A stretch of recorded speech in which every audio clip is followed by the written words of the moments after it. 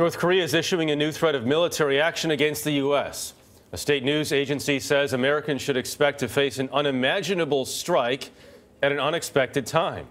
The warning comes just 2 days after a North Korean official said a nuclear war may break out at any moment. Blessed are the eyes that see what you see.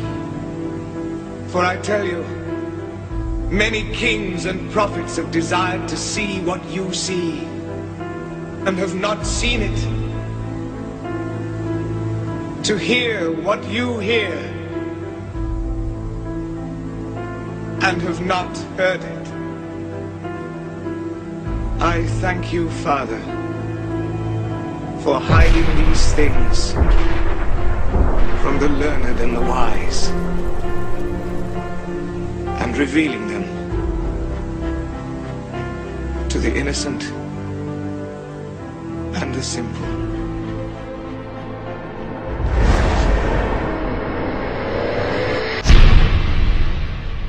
We're prepared for anything. We are so prepared like you wouldn't believe. You would be shocked to see how totally prepared we are. U.S. Air Force preparing to put its nuclear-armed B-52 bombers on alert for the first time since the end of the Cold War as tensions escalate with North Korea. With Kim Jong-un's continued nuclear threats against its neighbors and the U.S., a major Pacific ally has all but endorsed a military strike if necessary to stop him.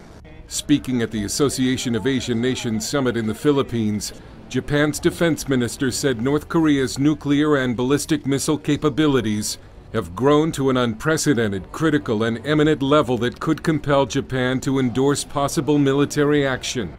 On his way to the conference, Defense Secretary James Mattis said the major nations in the region all agree the Korean Peninsula must be free of nuclear weapons.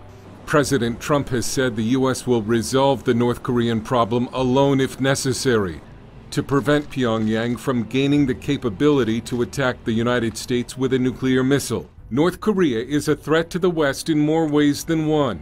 The website MarketWatch reports that North Korean hackers can launch anonymous cyber attacks from various different countries without the risk of retaliation.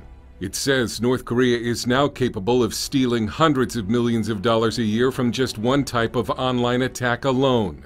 And they can attack digital banks and have even hacked the South Korean Bitcoin exchange, stealing almost $1 million of the cyber currency. The author claims North Korea's potential to create mayhem on the internet is almost limitless. And right now, there's not much anyone can do to stop it. Tonight, high winds toppling trees, sending them crashing onto cars and power lines across the Northeast. It's the same system that rocked the Southeast overnight. In the Carolinas, multiple EF2 tornadoes now confirmed. In Spartanburg, South Carolina, Jesse Sparveri huddling in the backseat of his car as the storm moved through. My car was shaking uncontrollably. At one point, I thought my car was actually in the air. I had no idea where I was. This is what's left of an auto plant in Spartanburg, South Carolina. Tractor trailers were tossed and the building caught fire. Holy moly. This cluster of trees were sliced off along I-85. That's ridiculous. Here at Hickory Regional Airport, we're seeing some unbelievable damage. Take a look, a hangar just destroyed, planes tossed around like toys. A half-foot of torrential rain causing flash flooding in Boone.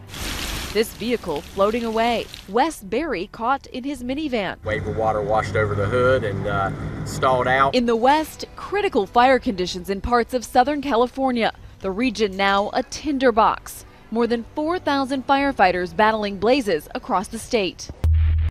The FBI arresting an alleged bomber in an undercover sting operation first reported by the Miami Herald. Tonight, 53-year-old Vicente Solano in federal custody after allegedly planning to blow up a huge shopping center with what authorities call a weapon of mass destruction.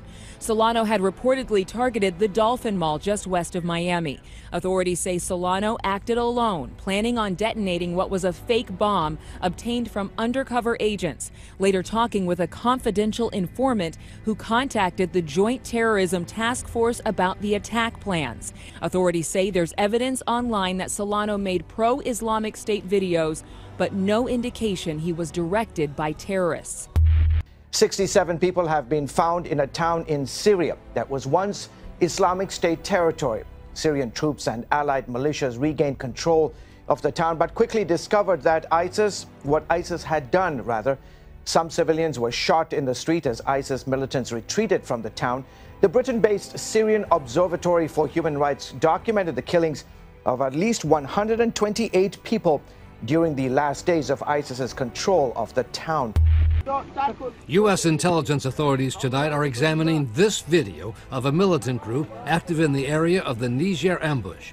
Young men with motorbikes and heavy weapons, Allah Akbar! shouting Allah Akbar, God is great. Allah Akbar! Allah Akbar! Looking to see if the 24 or so men were directly involved in the deadly ambush that killed the 4 U.S. soldiers. 20 of the attackers were killed, the rest escaped on motorbikes. Allah Akbar! The ambush took place as the unit returned to base, low on sleep, their movements now being tracked by the militants. Help did not arrive for 2 hours. Says, if we capture them, what are we going to do with them? One of them says we'll decapitate them. Another guy says we'll fight them with weapons. Rudolph Atala spent years in the region for the U.S. military and says the video was actually shot by the leader of the local militant group, who is named Abu Wali, who last year pledged allegiance in another video to ISIS. He is certainly one of the, I would say, high-value individuals that the U.S. government is looking at. Protesters fight running battles with the police in the capital Lomé. They want constitutional reforms, including a 2-term limit for the president, whose family has ruled Togo for 50 years. Opposition leaders say that instead of listening to the demands of the people, the government has orchestrated a brutal crackdown. Opposition activists have been demonstrating against President Faure Gnassingbe since August, but in recent days the violence has intensified. Protesters say police attacks on them are unprovoked and unjustified. How are we going to do this? You're saying you want peace, but look how you chase people in the streets. We also want peace, and for the normal constitution to be brought back, and you throw tear gas at us. Gnassingbe still has plenty of support in Togo. The government has put conditions on where and when people can protest. It's also cut the internet to control what it calls hate speech and misinformation. Under current laws, Gnassingbe could continue in office until 2020. Protesters say despite police harassment and government pressure, they'll fight to stop that happening.